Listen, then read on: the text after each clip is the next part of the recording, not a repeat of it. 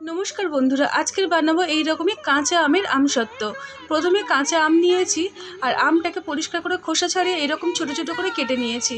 এবারে 1.5 কাপ পরিমাণে জল দিয়ে দিলাম, দিয়ে অল্প একটু লবণ দিয়ে কাঁচা আমটাকে ভালো করে সিদ্ধ করে নেব। খুব ভালো করে সিদ্ধ হয়ে গেলে ঠান্ডা করে নিচ্ছি। ঠান্ডা হয়ে গেলে একটা মিক্সিং জারে দিয়ে ভালো করে গ্রাইন্ড করে নিয়েছি। ছাঁকনি দিয়ে ছেঁকে আমের পাল্পটাকে বের করে নিলাম। কড়াইতে আমি এখানে 1.5 কাপ পরিমাণে চিনি দিলাম, ক্যারামেল হওয়া পর্যন্ত অপেক্ষা করলাম।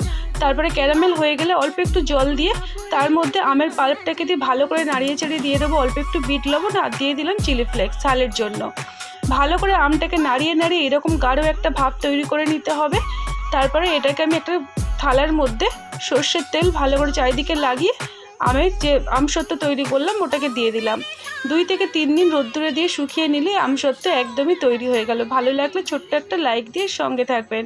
টাটা।